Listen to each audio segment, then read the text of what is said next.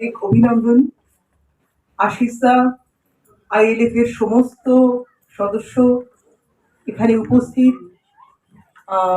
বাংলাদেশের আমার বিদগ্ধ গুণীজনেরা এবং দর্শক আসনে উপবিষ্ট সমস্ত গুণী ব্যক্তি এবং গুরুজনদের আমার প্রণাম জানিয়ে শুরু করছি আমার আজকের নিবেদন।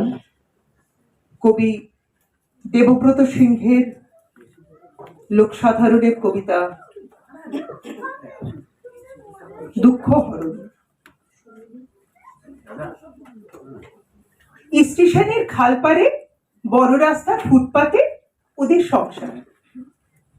একফালে পলিথিনের ছাউনি, কাপড়ের পুটলি, রেলিংয়ে ঝোলানো থলে, এনামেলের হাঁড়ি কড়াই, থালাবাটি গেলাস, হাতল ভাঙা চায়ের কাপ ইত্যাদি।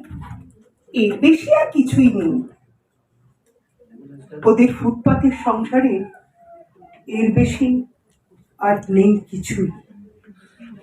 তবু আধময়লা গেঞ্জি গায়ে ঘাড় গুঁজে বিড়ি বাঁধতে বাঁধতে এক মুখ হাসি হেসে বছর 50-এর সেলিম মিয়া বললে, নেই বাদ দিয়ে আছের হিসেব করুন কর্তা, দেখবেন সব হাওয়া, যত দুঃখ সব হাওয়া।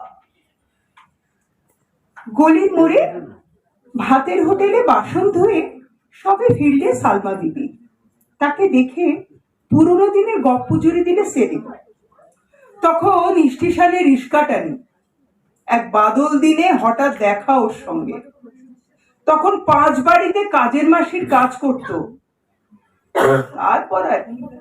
তারপর রেল কলোনির লাইনের ধারে বস্তিতে ঘর বাঁধা।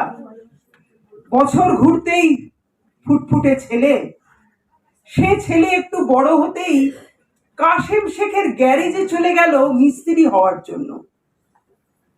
তারপর হেল্পার থেকে মিস্ত্রি না হতেই কোথায় যে গেল চলে, সে আর ফিরে এলো না। এখন আর ওসব নিয়ে ভাবি না। কি হবে ভেবে, সব আল্লাহর দোয়া।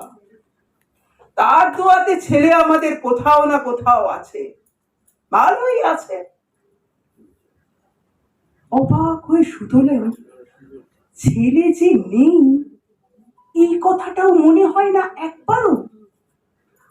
উত্তরে সেলিম মিয়ার হো হো করা হাসি।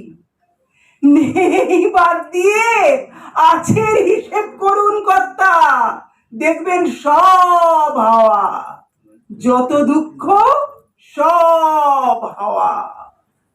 নমস্কার।